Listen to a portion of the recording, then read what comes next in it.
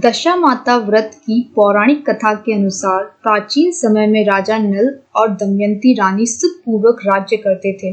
उनके 2 पुत्र थे। उनके राज्य में प्रजा सुखी और संपन्न थी। एक दिन की बात है, उस दिन होली दशा थी। एक ब्राह्मणी राजमहल में आई और रानी से कहा, दशा का डोरा ले लो।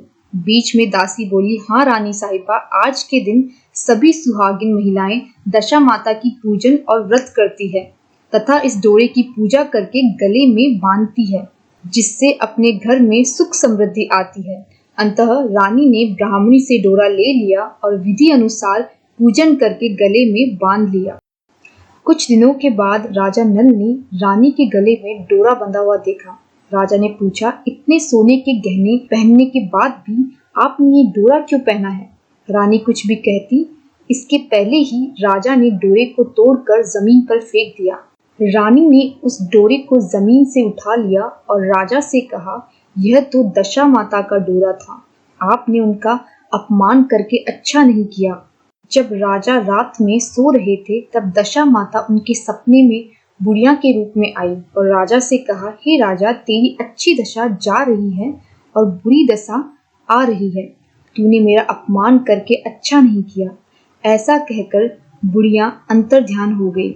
अब जैसे जैसे दिन बीतते गए वैसे वैसे कुछ ही दिनों में राजा के ठाट बाट, हाथी घोड़े, लव लश्कर, धन धान्य, सुख शांति सब कुछ नष्ट होने लगा।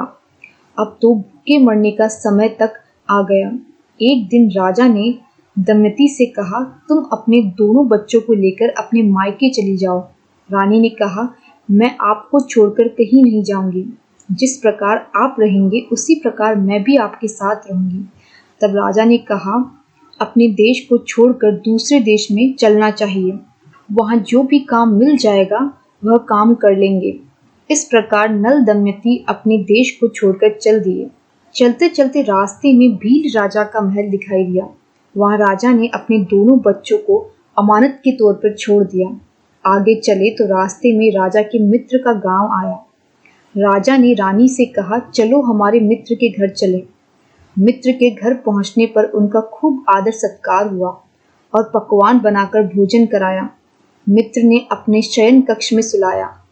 उस कमरे में मोर की आकृति की खूंटी पर मित्र की पत्नी का हीरो जड़ा कीमती हार टंगा हुआ था।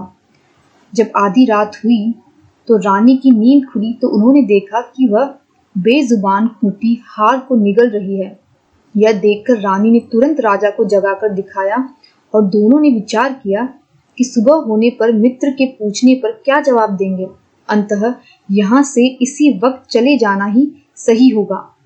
इसीलिए राजा रानी दोनों रात्रि को ही वहां से चल दिए। सुबह होने पर जब मित्र की पत्नी ने खूंटी पर देखा तो वहां हार नहीं था। तब उसने अपने पति से कहा कि तुम्हारे मित्र कैसे हैं जो मेरा हार चुराकर रात में ही भाग गए। मित्र ने अपनी पत्नी को समझाया कि मेरा दोस्त कभी ऐसा नहीं कर सकता। धीरज रखो और कृपया उसे चोर मत कहो। आगे चलने पर राजा नल की बहन का गांव आया। राजा ने अपनी बहन के घर खबर पहुंचाई कि तुम्हारे भाई भौजाई आए हुए हैं। खबर देने वाले से बहन ने पूछा, उनके हालचाल कैसे हैं? वह बोले, दोनों अकेले हैं, पैदल ही आए हैं तथा वे दुखी हाल में हैं। इतनी बात सुनकर बहन थाली में कांदा रोटी रखकर भैया भाभी से मिलने आई। राजा ने तो अपने हिस्से का खा लिया, परंतु रानी ने जमीन में गाड़ दिया। चलते चलते एक नदी मिली।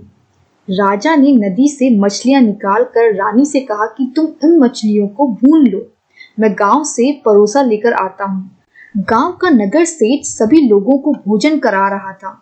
राजा गांव में गया और परोसा लेकर वहां से चला तो रास्ते में चील ने झपट्टा मारा तो सारा भोजन नीचे गिर गया। राजा ने सोचा कि रानी विचार करेगी कि राजा तो भोजन करके आ गया और मेरे लिए कुछ भी नहीं लाया। उधर रानी मछलियां भूनने लगी तो दुर्भाग्य से सभी मछलियां जीवित होकर नदी में चली गई। रानी उदास होकर सोचने लगी कि राजा पूछेंगे और सोचेंगे कि सारी मछलियां खुद खा गई। जब राजा आए तो मन ही मन में समझ गए और वहां से आगे चल दिए। चलते चलते रानी के मायके का गांव आया। राजा ने कहा, तुम अपने मायके चली जाओ, वहां दासी का कोई भी काम कर लेना, मैं इसी गांव में कहीं नौकर रह जाऊंगा। इस प्रकार रानी महल में दासी का काम करने लगी और राजा तेली के घाने पर काम करने लगा। दोनों को काम करते करते बहुत दिन हो गए। जब होली दशा का दिन आया तब सभी रानियों ने सिर धोकर स्नान किया। दासी ने भी स्नान किया। दासी ने रानियों का सिर गूंथा तो राजमाता ने कहा, मैं भी तेरा सिर गूंथ दूं। ऐसा कहकर राजमाता जब दासी का सिर गूंथ रही थी तब उन्होंने दासी के सिर पर एक तिल देखा। यह देखकर राजमाता की आंखें भर आई और उनकी आंखों से आंसू की बूंदें गिरी। आंसू जब दासी के पीठ पर गिरे तो दासी ने पूछा, आप क्यों रो रही है? राजमाता ने कहा, तेरी जैसी मेरी भी बेटी है जिसके सर में भी तिल था। तेरे सिर में भी तिल है। यह देखकर मुझे उसकी याद आ गई। तब दासी ने कहा कि मैं ही आपकी बेटी हूँ। दशा माता के कोप से मेरे बुरे दिन चल रहे हैं, इसीलिए यहाँ चली आई। माता ने कहा, बेटी तूने यह बात हमसे क्यों छुपाई? दासी ने कहा, माँ मैं सब कुछ बता देती तो मेरे बुरे दिन नहीं कटते। आज मैं दशा माता का व्रत करूंगी तथा उनसे गलती की क्षमा याचना करूंगी। अब तो राजमाता ने बेटी से पूछा, हमारे जमाई राजा कहाँ हैं? बेटी बोली, वह इसी गांव में किसी तेली के घर काम कर रहे हैं। अब गांव में उनकी खोज कराई गई और उन्हें महल में लेकर आए। जमाई राजा को स्नान कराया, नए वस्त्र पहनाए और पकवान बनाकर उन्हें भोजन कराया। अब दशा माता के आशीर्वाद से राजा नल और दमयंती के अच्छे दिन लौट आए। कुछ दिन वहीं बिताने के बाद उन्होंने अपने राज्य जाने का निर्णय लिया। दमयंती के पिता ने खूब सारा धन, लाव लश्कर, हाथी घोड़े आदि देकर बेटी जमाई को विदा किया। रास्ते में वही जगह आई जहां रानी ने मछलियों को भुना था और राजा के हाथ से चील के झपट्टा मारने से भोजन जमीन पर गिर गया था। तब राजा ने कहा कि तुमने सोचा होगा कि मैंने अकेले भोजन कर लिया, परंतु चील ने झपट्टा मारकर उसे गिरा दिया था। तब रानी ने कहा कि आपने भी सोचा होगा कि मैंने मछलियों को भूनकर अकेले खा लिया, परंतु वो तो जीवित होकर नदी में चली गई थी। चलते चलते अब राजा की बहन का गांव आया। राजा ने बहन के यहाँ खबर भेजी। खबर भेजने वाले से बहन ने पूछा कि उनके हालचाल कैसे हैं। उसने बताया कि वह बहुत ही अच्छी दशा में हैं, उनके साथ हाथी घोड़े लाव लश्कर हैं। यह सुनकर राजा की बहन मोतियों की थाल सजाकर लाई। तभी दमयंती ने धरती माता से प्रार्थना की और कहा, माँ आज मेरी अमानत मुझे वापस दे दो।